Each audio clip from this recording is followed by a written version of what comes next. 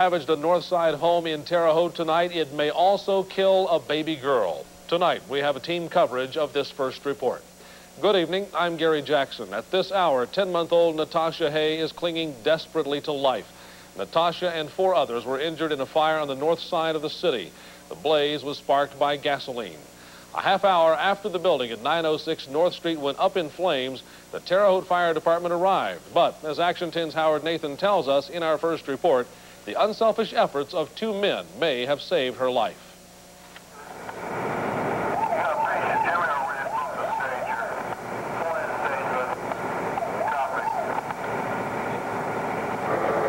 Grabbed 10-month-old Natasha from the man suspected of setting the fire.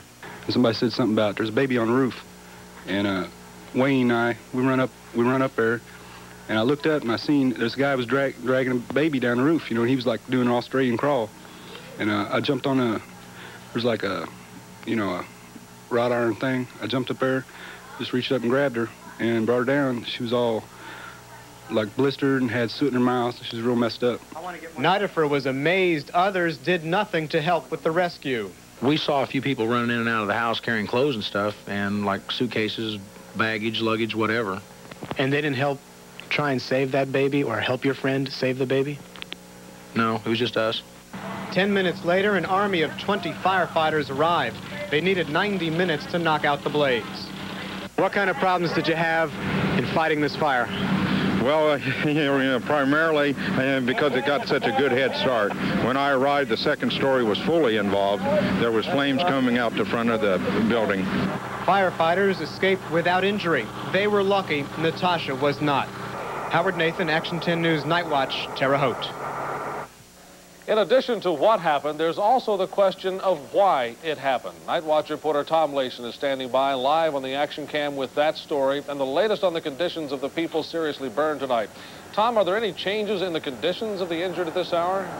Gary, as you said, 5 people were hurt in tonight's fire, but as of right now, only 2 remain hospitalized.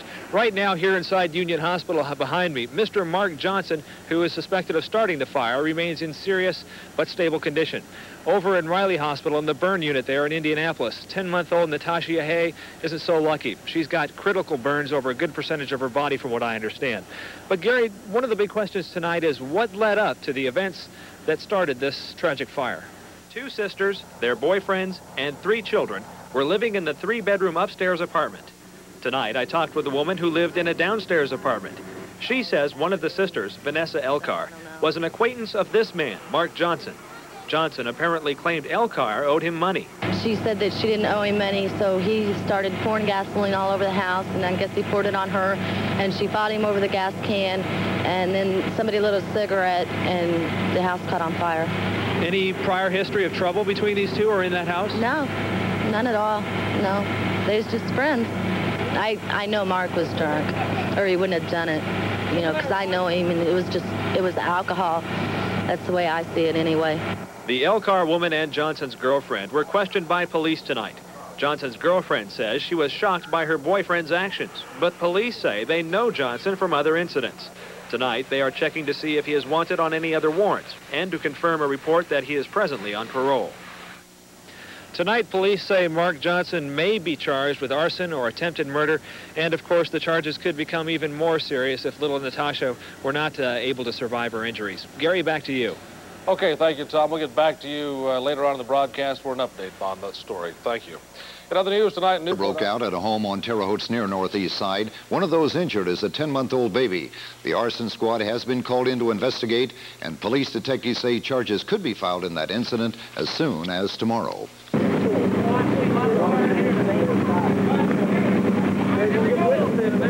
Police detectives say they're not yet sure what type of a verbal argument took place in this home before the fire began, but sources tell them that this man, 25-year-old Mark Johnson, brought a jug of gasoline to the scene. By the time that firefighters arrived shortly after 6, the second story of the home at 906 North 9th Street was engulfed in flames, and several people were injured. When we arrived, the second story was fully involved.